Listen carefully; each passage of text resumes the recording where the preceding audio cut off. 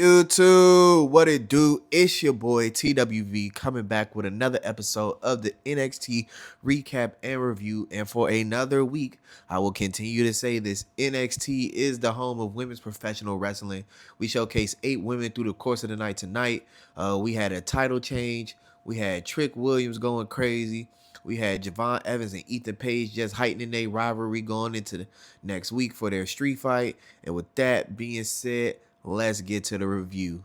The opening match of the night was a tag team match between Sol Ruca and Zaria facing off against Women's United States Champion Chelsea Green and Piper Niven. Here are some of my match highlights. Opening sequence. The match began with Sol Ruca and Chelsea Green as the legal competitors. Green attempted to assert dominance early on by slapping Ruca, but Ruca responded with a slap of her own, followed by an X Factor maneuver, gaining an early 2 count. Powerhouse exchange. Both teams tagged in their powerhouse members, Zaria and Piper Niven. Niven mocked Zaria with a patronizing pat on the head, leading to a test of strength.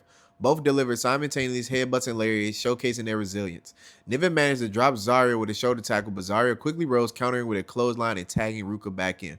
Momentum shift. As Ruca re-entered, Green, now the legal competitor, tripped Zaria on the apron, creating an opportunity.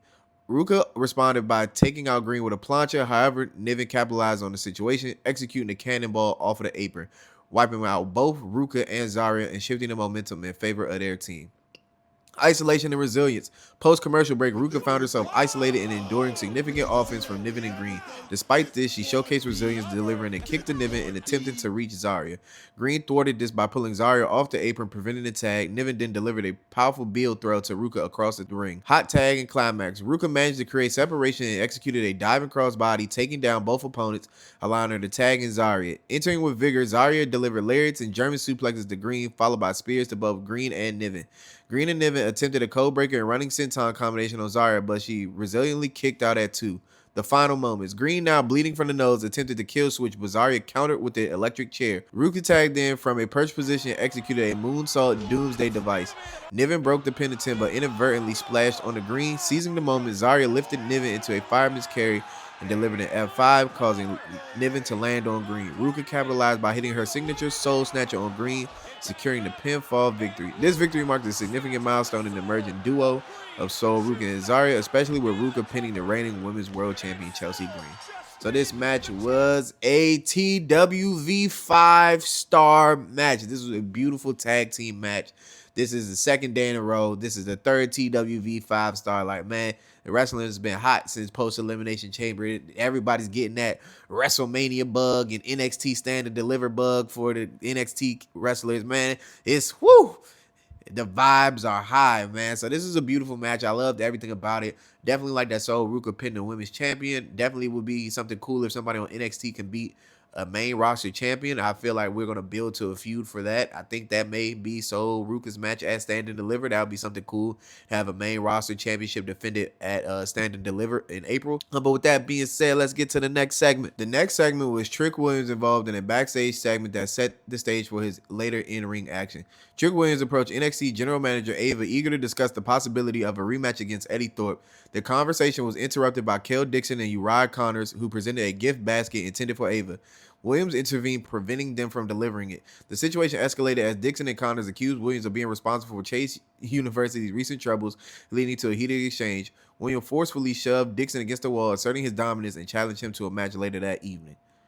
So Trick Williams is going crazy, man. He lost his title. He's lost to Eddie Thorpe. He just on a revenge tour, trying to get back to that championship, man. His homeboy Carmelo Hayes said it the best, man. They love you on top. They hate you when you hit the bottom. So Trick Williams is losing it as he stumbles further and further down to the bottom and tries to regain his confidence and brings himself back up. So I love this character arc for Trick Williams.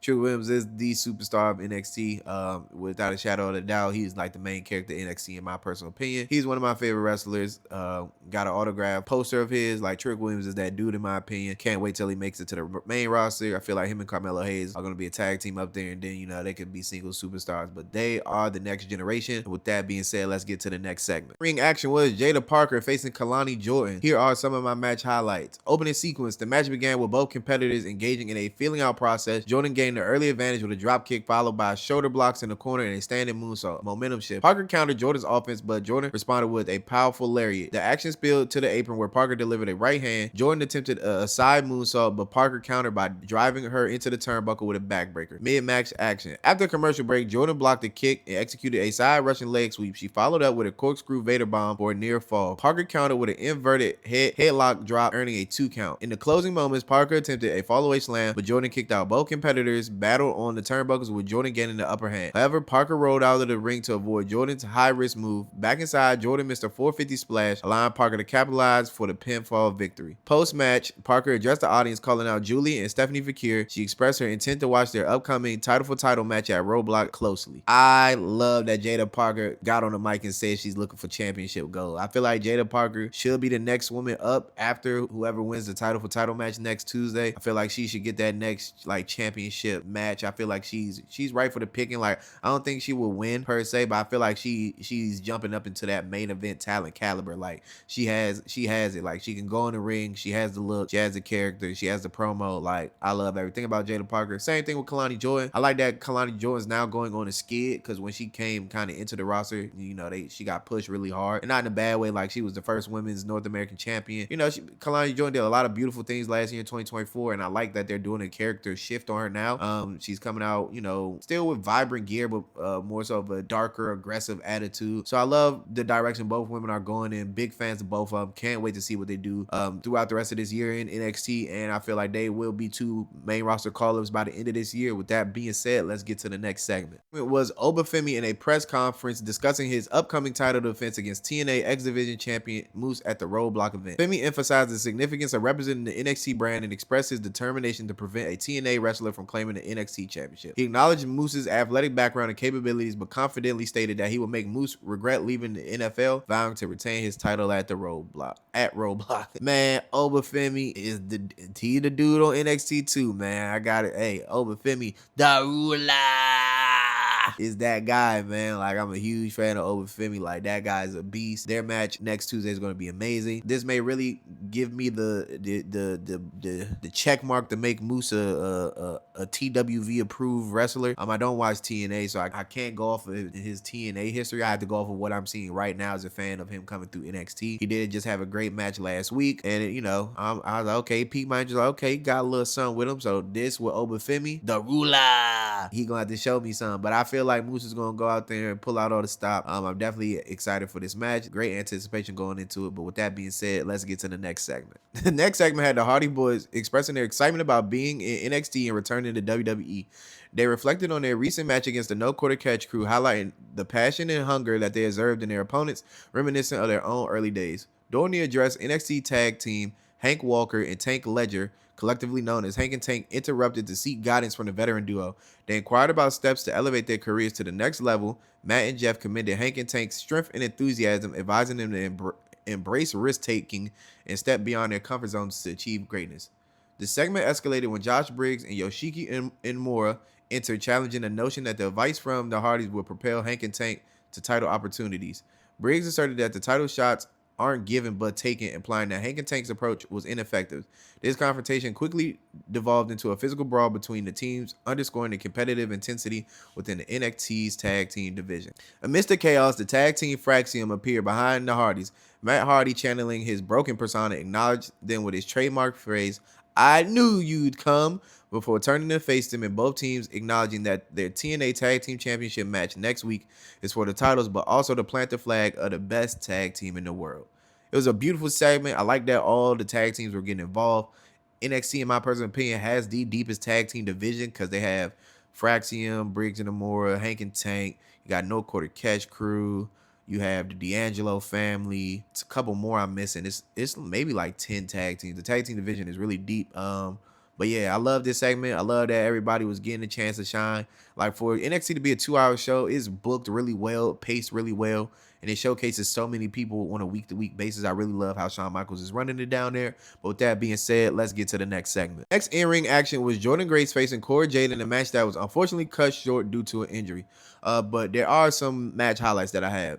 The bout commenced with both competitors engaging in chain wrestling. Grace soon gained the upper hand, executing a series of battering ram shots by driving Jade into the corner multiple times. She followed up with an inverted tilt-a-whirl slam, earning a near fall. Jade attempted to shift the momentum by slinging Grace into the turnbuckles and delivering knee strikes in the corner. Grace then collapsed onto the apron, leading into a commercial break. Upon returning from the break, medical personnel were attending to Jade in the corner. She appeared unable to continue, prompting the referee to stop the match and award the victory to Grace. Post-match, Cora Jade later addressed the situation on social media, reassuring fans that her knees were fine and confirmed she had suffered a head injury. So I was thoroughly saddened that we all thought Cora Jade knees, because she already had a knee injury on her left injury, was messed up. So it's good that it wasn't her knees, but bad that she had a head injury. Head injuries are not nothing to play with in the sport of professional wrestling, since it is a high and intense physical sport.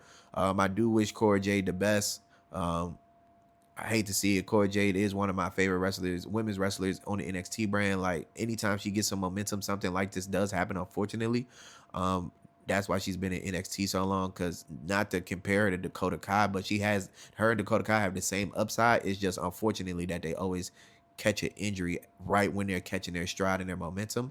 Hopefully, in the back later half of, well, Cora Jade is still young, in both their careers, that they don't catch an injury bug, because right now Dakota Kai is doing some of her best work. Cora Jade was doing some of her best work. Hopefully this injury doesn't have her on the shelf too long. I definitely do want to see Cora Jade at Stand and Deliver, because I'll be there.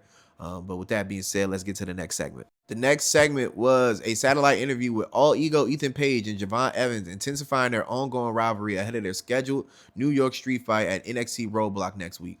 During the interview, Ethan Page openly admitted that his previous attack on Evans, which resulted in a broken jaw, stemmed from jealousy and frustration. He expressed annoyance over receiving advice from the younger Evans while he was striving to reclaim his position in the NXT championship scene. Page confessed that witnessing Evans' cheerful demeanor triggered his violent outburst, leading to the brutal assault.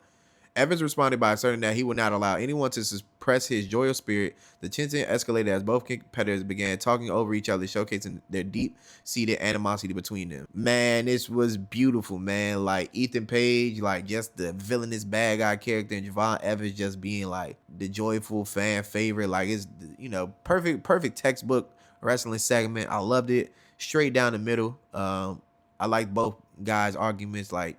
Like I said, same thing with Trick Williams chasing the title. Ethan Page is chasing that as well. Javon Evans is chasing that as well. He's just from a different vantage point. Like he's a young upstart, quote unquote, and Ethan Page is like the seasoned veteran. So it's one of those storylines. Like the seasoned veteran don't want to hear what the young upstart really got to say, and the young upstart is like, hey, I'm on your caliber. Like don't try to disrespect me and slight in what I'm saying to you, type of thing. I really loved it, and I'm excited for the street fight. Like they went crazy at NXT Vengeance Day.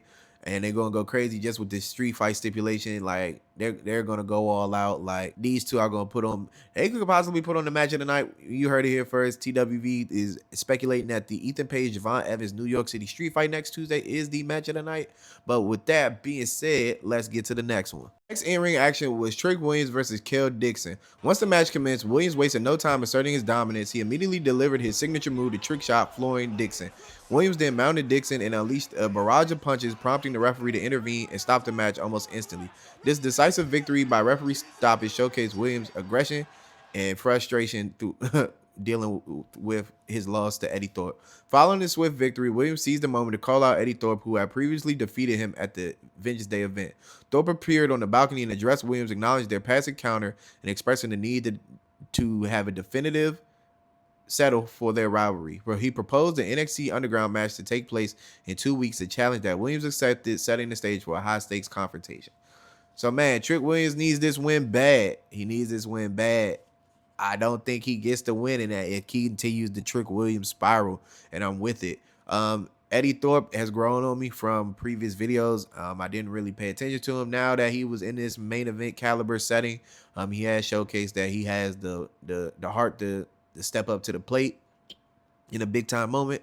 So I wouldn't say I'm a fan, but I like his character, and like I said in previous video, I'm going to continue to see where this goes. Maybe I'll become a fan. Maybe not. Who knows? Wrestling is very subjective when it comes to these things. But with that being said, I'm excited for their match. Nothing too much more with that. Like the underground is basically like a street fight. But outside of that, it's still a typical match. But with that being said, let's get to the next one. Next segment was Moose and both Ava appearing at the press conference. The segment began with Moose addressing the press, stating that his upcoming match against Obafemi at the Roadblock event is the pinnacle of his career, representing the pursuit of the greatest prize in wrestling. He acknowledged Femi's impressive tenure as NXT champion, but asserted his intention to leave Roadblock with both the TNA and NXT championships, positioning himself as the face of both franchises.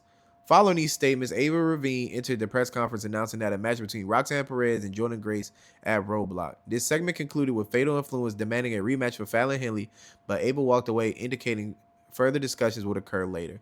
So, straight to the point, like, I like the Moose section of it. Like, they hyping it up. Like, if Moose will win and be TNA X Division champion and NXT champion, he will be the face of two different franchises and two different companies / promotions.